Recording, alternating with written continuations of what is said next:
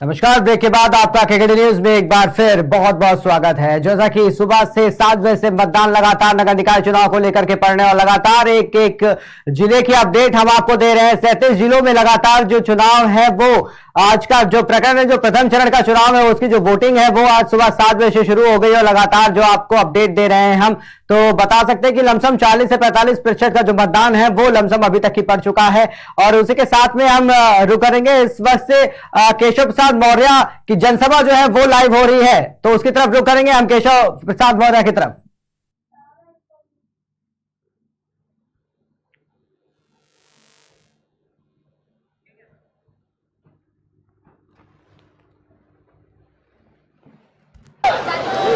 कि 11 मई को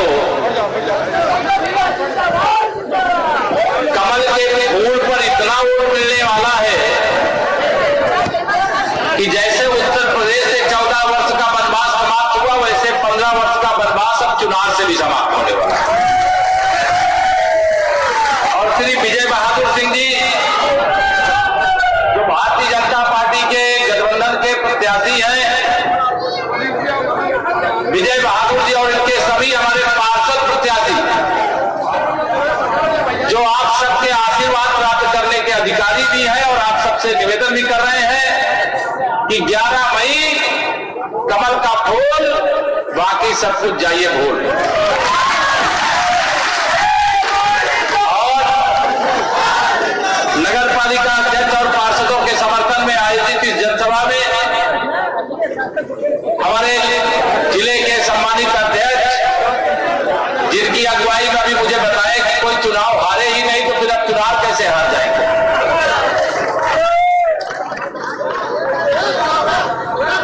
हमारे इस क्षेत्र के लोकप्रिय विधायक, हमारे बहुत प्रिय साथी श्री अनुराग सिंह जी, जिन्होंने अभी यहां के पालिका अध्यक्ष की पोल ही खोल करके रख दिया। हमारे निकाय की दृष्टि से संयोजक जिला उपाध्यक्ष रविंद्र नारायण सिंह जी, पिछड़ा मोर्चा काशी क्षेत्र के कोषाध्यक्ष और कार्यक्रम का संचालन कर रहे श्री विजय वर्मा जी, जिले के उपाध्यक्ष श्रीमती निर्मला आनंद जी, जिले के मंत्री श्रीमती चिंतामोड़ मौर्य जी, मंडल अध्यक्ष चुनार नगर चंद्रहास गुप्ता जी, पूर्व जिला कोषाध्यक्ष श्री बचऊ लाल सेठ जी, पूर्व मंडल अध्यक्ष श्री नंदलाल केसरी जी, पूर्व मंडल महामंत्री श्री रमेश साहू जी, मंडल कार्य समिति सदस्य श्री जगदीश गुप्ता जी, पूर्व नगर कारोबार चुनार श्री राजेंद्र प्रसाद प्रजापति जी, श्री भरत निषाद जी, कार्यक्रम के संयोजक श्री अभिलाष राय जी और मंडल महामंत्री श्री आलोक श्रीवास्तव जी, और यहाँ पर मंच पर और मंच के सामने उपस्थित चाहे भारतीय जनता पार्टी के मेरे बूथ के कार्यकर्ता हो, चाहे मंडल के हो, चाहे जिले के हो, चाहे क्षेत्र के हो, चाहे प्रदेश के हो, चाहे वर्तमान में हो, चाहे भविष्य में बनने वाले हो, ऐसे सभी कार्यकर्ताओं का मैं हृदय से अभिनंदन करता हूं, वंदन करता हूं। इस सभा में मौजूद मेरे सभी बड़े बुजुर्गों, मेरे नौजवान दोस्तों, मेरी माताओं बहनों, मेरे पत्रकार मित्रों, मैं तो जहां भी चुनाव के कार्यक्रम में जाता हूं, कमल खिलाने के लिए ही जाता हूं। कमल खिलेगा और मुझे पूरा विश्वास है कि अगर मुझे यहां पर बुलाया गया है तो आप लोग मेरे बुलाने का मान सम्मान रखते हुए कमल खिलाने में कोई कमी बाकी नहीं रखोगे। रखोगे क्या बाकी? दोनों हाथ उठा के रखोगे क्या बाकी? नहीं रखोगे। इसलिए मुझे आप सब पर भरोसा है, इसीलिए मैं आप सबको यह कहने के लिए भी आया हूं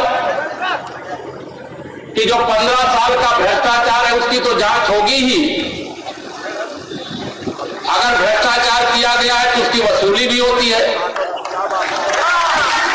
अगर दोषी पाए जाते हैं, अगर दोषी पाए जाते हैं तो जेल के दरवाजे भी खुले होते हैं,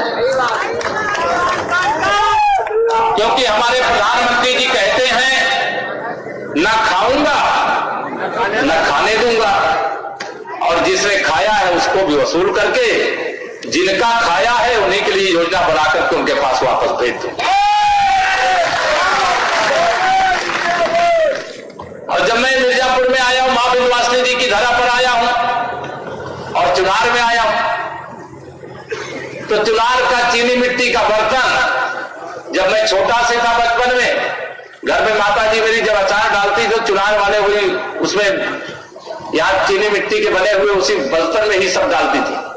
तो हम लोग चुनार का, और शायद उत्तर प्रदेश का नहीं पूरे हिंदुस्तान का नहीं दुनिया भर में चुनार का चीनी मिट्टी का बर्तन अपनी पहुंच बना करके रखने का काम किया। और उत्तर प्रदेश में जब आपने कमल खिला दिया, 14 साल का वनवास समाप्त करके यहां पर सरकार बना दिया, तो ओडीओपी में अगर मिर्जापुर का पीतल का बर्तन है तो चुनार का चीनी मिट्टी का बर्तन भी उसका हिस्सा है। भारतीय जनता पार्टी सदा से सुशासन और विकास को अपना एजेंडा मानती रही। सपा बसपा कांग्रेस का चरित्र क्या रहता है? इनका चरित्र यह रहता है कि अगर सत्ता मिल जाए तो जनता के नाम पर योजना बनाओ और लूट करके खा जाओ। लेकिन इनको मालूम नहीं था कि देश की जनता बहुत समझदार है, और एक बार चुनाव होने के बाद दूसरी बार भी चुनाव होता है, और झूठ की दीवार ज्यादा देर टिकी नहीं रहती है। गरीबी हटाओ का नारा देते देते देते गरीबों को ही मिटाने का काम शुरू कर दिया। और जब 2014 में आपको मौका मिला, आपने कमल खिला दिया, भाजपा के गठबंधन को जिता दिया और माननीय नरेंद्र मोदी जी के नेतृत्व में देश में शक्तिशाली सरकार बना दिया। और 2014 ही नहीं, जब 2017 आया तो 2017 के विधानसभा चुनाव में भी आपने उत्तर प्रदेश से अनुराग जी सहित 325 विधायक आपको जिता करके दिया, और उत्तर प्रदेश में भी भारतीय जनता पार्टी की सरकार बन गई, डबल इंजन की बन गई। अब दिल्ली से कोई योजना भेजी जाए तो जो समाजवादी पार्टी की जब सरकार होती थी बैरियर लगा देती थी कि हम गरीब कल्याण की योजना गरीब के पास नहीं जाने देंगे। जनता ने कहा ठहरो, 2014 में हम अगर मोदी जी को ला सकते हैं देश में तो 2017 में भी तुमको हटा सकते हैं। और 2017 में आपने समाजवादी पार्टी की साइकिल पंचर करके उसको सैफई वापस भेज देने का काम किया। और जब उत्तर प्रदेश में भी सरकार बन गई तो गरीब कल्याण की योजनाओं का अंबार लग गया। नगर क्षेत्र हो चाहे गांव क्षेत्र हो, चाहे किसान हो चाहे मजदूर हो, चाहे हमारी माताएं बहनें हो, चाहे हमारे बड़े बुजुर्ग हो, हर योजना में से जो गड़बड़ियां थी उनको धीरे धीरे धीरे करके हमने समाप्त करने का काम किया। और आज हर गरीब आदमी गांव में भी आपका संपर्क है। चुनार नगर पालिका और यहाँ के गांव कोई दूर दूर नहीं है। अगर चुनार नगर पालिका में गरीब रहता है तो उसके लिए भी प्रधानमंत्री आवास नगरी होता है, और गांव में अगर कोई रहता है तो प्रधानमंत्री आवास ग्रामीण की योजना के अंतर्गत लोगों को पक्का घर बना करके देने का काम किया जाता है। जो गरीब आदमी के घर में कभी बिजली का बल्ब एक नहीं जलता हुआ देखे होंगे, जब डबल इंजन की सरकार बनती है तो हर घर में सौभाग्य योजना से उजाला पहुंच जाता है। हम भी एक गरीब परिवार से ही निकल करके राजनीति के अंदर इस जिम्मेदारी को इस समय निभा रहे हैं। अनेक ऐसे गरीब परिवार थे तो कभी सोचे भी नहीं होंगे कि उनके घर में गैस का कनेक्शन पहुंचेगा, गैस के चूल्हे पे वो रोटी बनाएंगे। बहुत से ऐसे परिवार होते अगर एक दिन मजदूरी करने का मौका ना मिले तो पैसा कमाई ना हो, परिवार को भूखा रह जाना पड़े या तो कर्ज लेकर के पेट भरना पड़ता था। लेकिन जब गरीब मां बाप का बेटा देश का प्रधानमंत्री बनता है तो गरीबों के लिए कितना काम करता है उसका उदाहरण 3 साल से अधिक समय से आपको प्रधानमंत्री गरीब कल्याण योजना के अंतर्गत, प्रधानमंत्री गरीब कल्याण अन्न योजना के अंतर्गत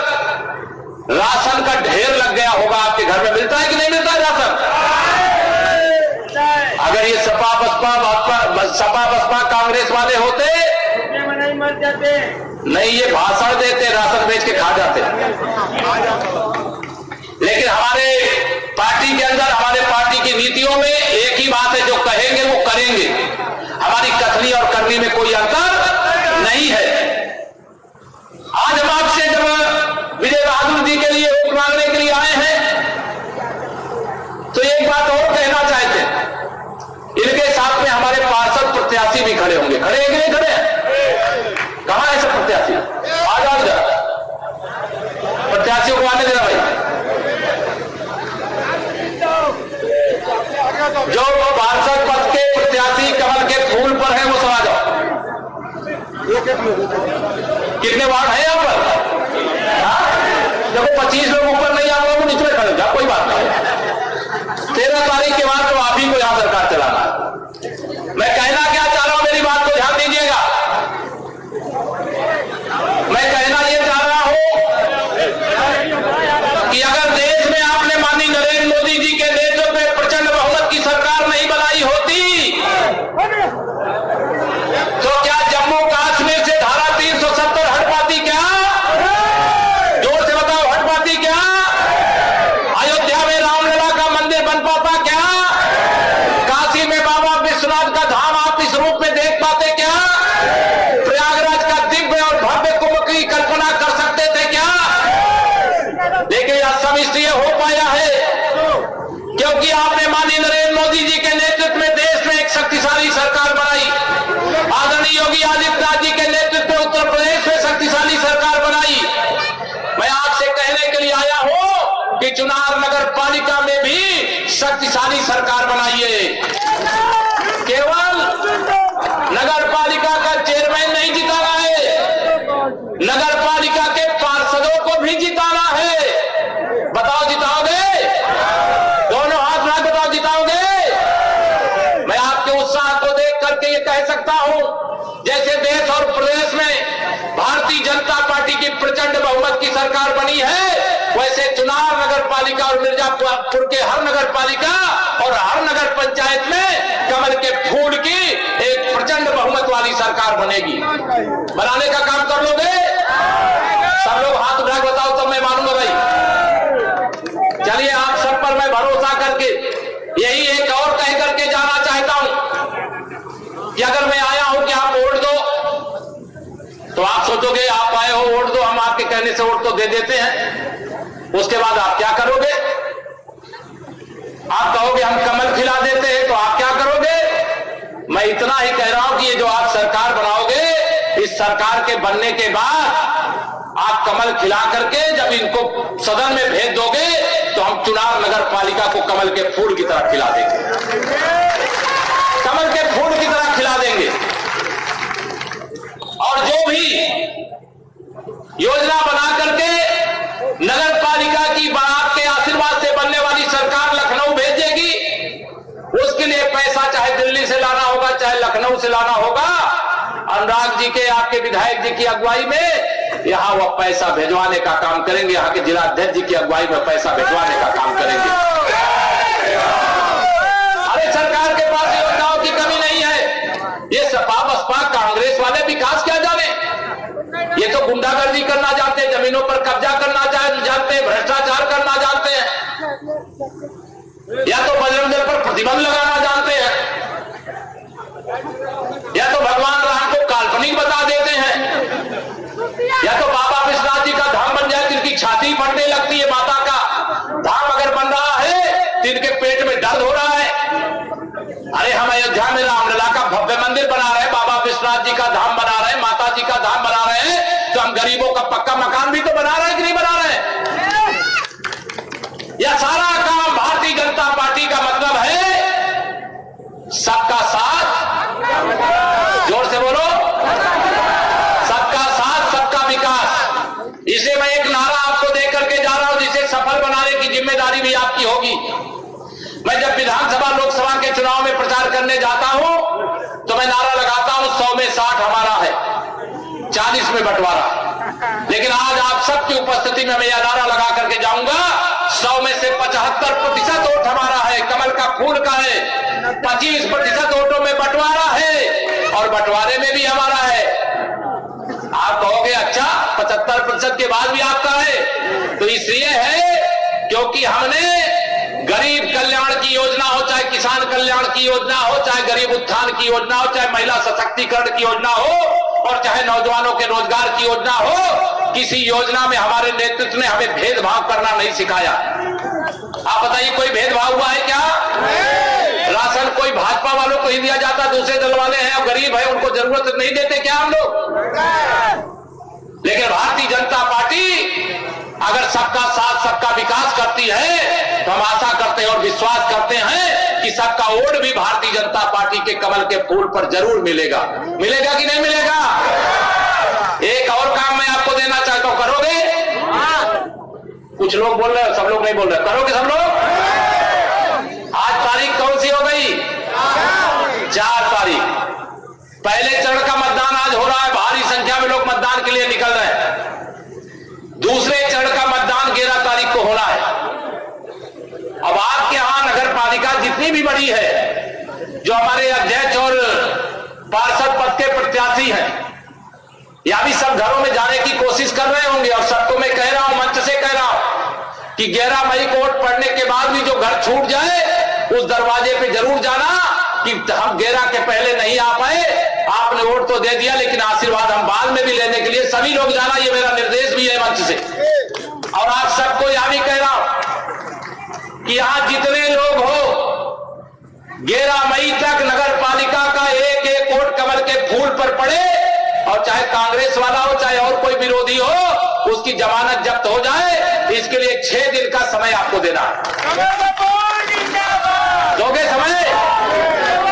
6 दिन का समय कौन कौन देंगे? जरा हाथ उठाओ, जरा पूरा दिखाई नहीं दे रहा, सब लोग हाथ उठाओ जरा। इतने लोग समय लगाओगे 6 दिन का? तब तो आप ये समझ लो कि यहां कोई भी विरोध में जो भी प्रत्याशी आपके लड़ रहा है, कमल के फूल के सामने उसकी जमानत जब्त होना सुनिश्चित हो गया।